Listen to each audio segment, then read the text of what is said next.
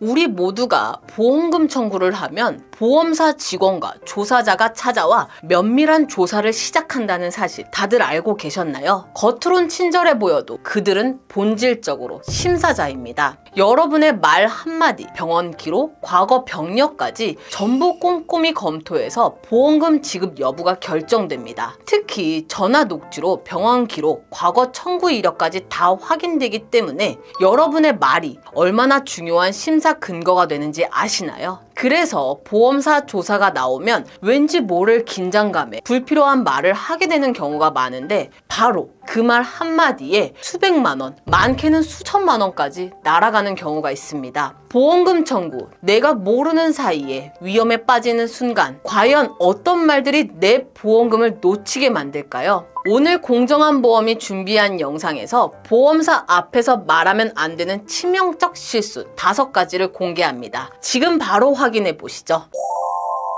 안녕하세요. 항상 여러분들을 위해 공정하고 정확하게 보험 내용을 전달해드리는 8년차 보험 전문가, 여러분의 든든한 보험 친구, 공정한 보험의 대표 한혜정입니다. 우리가 아프거나 다쳐서 보험금을 청구해야 하는 상황, 누구나 한 번쯤은 겪을 수 있죠. 그런데 우리가 만약 일정 금액 이상을 청구하게 된다면 어떻게 될까요? 보험사 직원 혹은 보험사와 계약된 손해사정사가 직접 조사를 나오게 됩니다. 겉으로는 되게 친절하고 고객을 도와주는 것처럼 보일 수 있지만 사실은 아닐 수도 있습니다. 그 분들의 본질적인 역할은 바로 심사자이기 때문이에요. 여러분이 하는 한마디 진술, 병원에서 발급된 진단서 한 줄, 그리고 예전에 있었던 병력 하나하나까지 그 모든 게 보험금이 지급되느냐 마느냐를 결정짓는 기준이 되어버립니다. 특히 기억해야 할 것은 보험사는 전화 녹취 기록, 병원 진료 이력, 과거의 보험 청구 내역까지 전부 확인이 가능하다는 사실이에요. 그렇다면 결론은 무엇일까요? 청구자가 직접 말하는 한마디 한마디가 정말 중요한 근거 자료로 사용될 수 있다는 겁니다. 근데 막상 조사받는 자리에 앉게 되면 솔직히 긴장이 되잖아요. 괜히 필요 없는 얘기를 던져버리거나 기억에도 없는 말을 실수로 내뱉기도 합니다. 그래서 오늘은 여러분께 꼭 알려드리고 싶은 것, 보험사 직원 앞에서 주의해야 하는 위험한 말 5가지, 그리고 그 말이 왜 위험한지, 실제로 어떤 결과가 발생했는지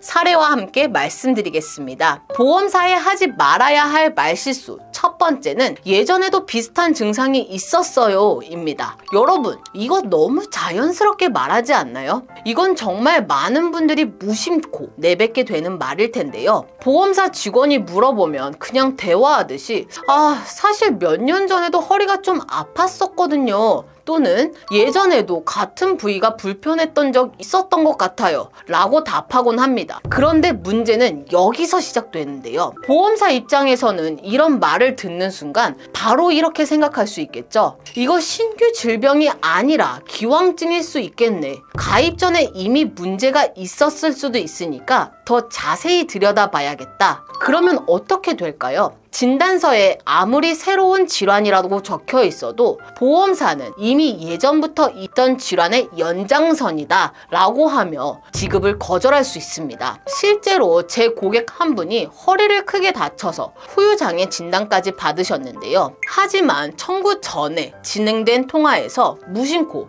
예전에도 허리가 아팠습니다 라는 말을 하셨어요. 결국 그 발언이 불씨가 돼서 기왕증 심사로 넘어가 버렸고 최종적으로 보험금은 영원 단 한 푼도 받지 못하셨습니다. 보험사는 생각보다 훨씬 많은 정보를 확인할 수 있습니다. 과거 청구 내역은 기본이고 환자가 다녔던 병원의 차트, 심평원과 건강보험공단 기록까지 다 열람할 수 있어요. 그래서 고지 위반이 아닌 상황이라면 당당하게 사실대로만 말씀하시면 됩니다. 이번에 처음 증상이 생겨서 병원에 왔습니다. 이전에는 이런 증상이 전혀 없었습니다. 이렇게 분명하고 자신 있게 말하는 게 여러분한테 훨씬 도움이 됩니다. 보험사에 하지 말아야 할 말실수 2번째는 인터넷 보니까 보험금 다 나온다던데요 입니다. 또는 카페 글 보고 청구해봤어요 라는 표현도 정말 위험합니다. 왜냐하면 보험사 입장에서는 이렇게 들릴 수 있거든요.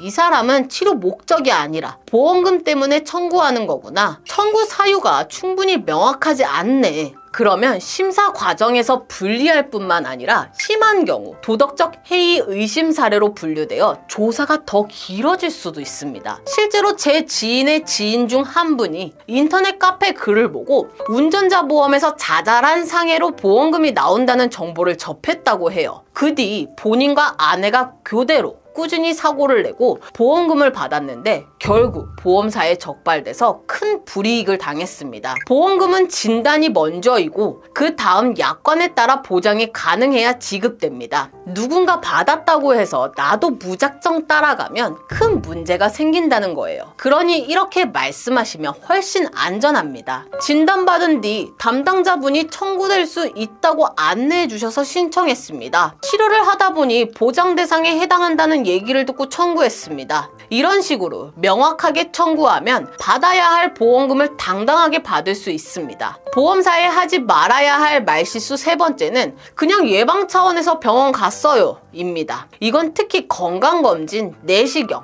MRI, 초음파 검사 같은 경우에서 정말 많이 나오는 실수인데요. 이 표현 하나만으로 보험금이 거절될 수가 있습니다. 이 말이 과연 왜 위험한 걸까요? 보험사 입장에서 가장 중요한 건 바로 치료 목적입니다. 그런데 실손보험 약관 대부분에는 이렇게 적혀 있는데요. 치료 목적의 의료행위에 대해서만 보장한다. 즉, 단순 검진이나 예방 목적이라면 절대 보장 대상이 아니라는 거죠. 이와 같이 치료 목적일 경우에 보장되는 경우가 대부분이니 단순 말 한마디 실수 때문에 오해를 사는 일은 없어야 합니다. 실제 사례를 말씀드리면 50대 남성 고객님이 위, 대장 내시경을 받고 실손보험 청구를 했다고 해요. 그런데 병원 문진표와 진료 기록에 증상 없음, 정기검진 목적이라고 기록되어 있습니다. 보험사 답변은 네, 맞습니다. 보장 대상 아님, 지급 거절. 실제 소견이 있는 경우에는 이렇게 말씀하셔야 합니다. 최근에 복통이 있어서 검사를 받았습니다. 또는 증상이 있어서 검사를 진행했습니다. 물론 의료진에게도 똑같이 증상이 있어서 내원했다는 사실을 명확하게 전달하세요. 없는 증상을 지어내라고 얘기하는 거 아닙니다. 실제로 있던 증상을 빠짐없이 진료 사유로 전달하라는 의미예요. 어찌 되었든 실손보험은 진단과 치료가 연결된 구조일 때만 정상적인 보험금 청구가 가능합니다. 물론 의사소견서가 있다면 보험금 받는 데는 문제가 없겠지만 그래도 작은 분쟁이라도 생기면 괜히 스트레스 받고 과정이 번거로울 수 있으니 명확히 말씀해 주시면 조금 더 수월하지 않을까 싶습니다. 보험사에 하지 말아야 할 말실수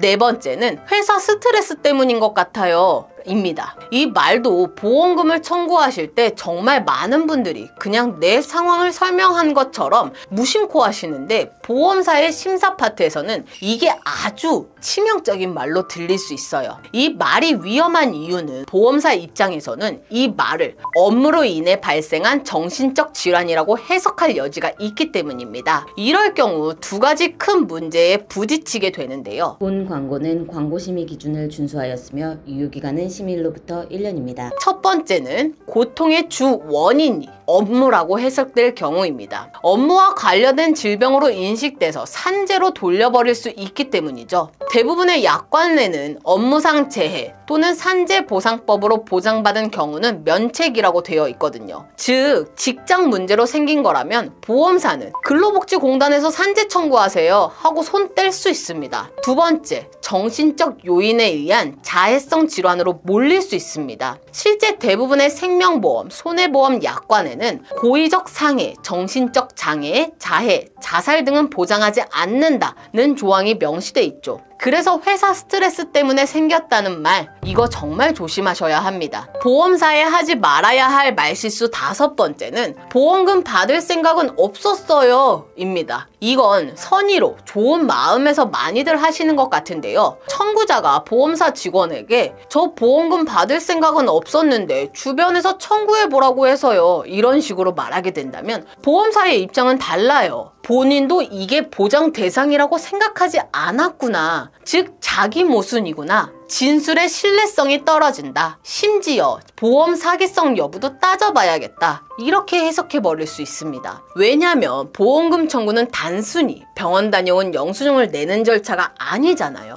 치료 목적과 보장 조건 충족 여부, 청구의 정당성을 입증하는 과정이에요. 그런데 청구자 본인이 보험금 받을 생각은 없었다, 그냥 치료받았던 거다, 이렇게 말하면 스스로 지급 대상이 아니라고 인정한 꼴이 됩니다. 그러면 보험금이 거절될 위험이 아주 커지는 거죠. 보험사는 객관적인 자료와 명확한 사유를 기준으로 심사를 합니다. 그래서 청구자의 진술이 애매하거나 스스로 모순되면 보험사는 기록을 남겨두고 심사를 보류하거나 거절 사유로 활용해버립니다. 특히 고액 청구나 반복 청구의 경우 보험사는 통화 녹취, 진술의 일관성, 과거 병력과 연관성까지 꼼꼼하게 다 분석합니다. 그때 이런 자기 부장 발언이 나오면 보험사 입장에서는 사전에 어떤 보장 여부도 모른 채 고의 청구를 한 게 아니냐라며 도덕적 해이로 몰 수도 있다는 거예요. 실제로 여성 고객님 한 분은 피부 치료 후 보험사 직원과 통화하면서 보험금 받을 생각은 없었는데 동네 카페에서 보장된다고 하더라고요 라고 말했습니다. 그 결과 어떻게 됐을까요? 보험사는 치료 목적 불분명 사유로 추가 서류 요청을 했고 심사는 지연되었습니다. 결국 담당 주치의에게서도 진단 명확성이 부족하다는 판단이 나오면서 의학적 필요성 부족이라는 이유까지 더해져서 보험금 지급이 최종 거절됐습니다. 여기서 핵심은 분명한데요. 보험금 청구 시에는 보험금을 받을 수 있는 정당한 이유가 있다는 사실을 반드시 명확하게 전달해야 한다는 겁니다. 자, 이제 마지막으로 최종 정리 한번 해드릴게요. 보험사에 절대 말하면 안 되는 5가지 말. 첫 번째, 예전에도 비슷한 증상이 있었어요. 두 번째, 인터넷에서 보고 청구했어요. 세 번째, 예방 차원에서 병원에 갔어요. 네 번째,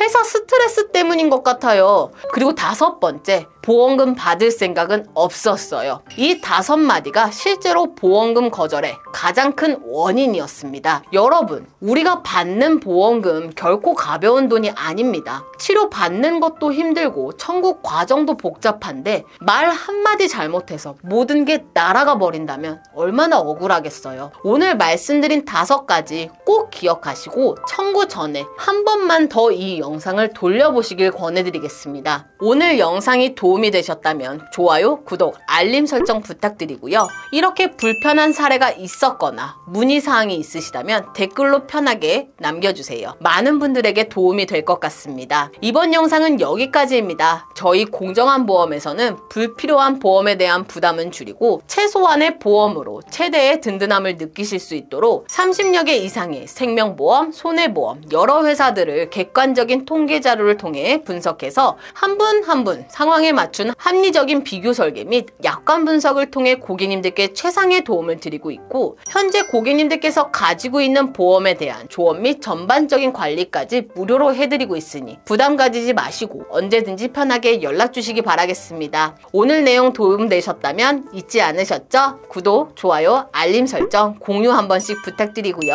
다음에도 더 유익한 내용으로 찾아뵙도록 하겠습니다. 감사합니다. 본 광고는 광고 심의 기준을 준수하였으며 유효기간은 심의일로부터 1년입니다.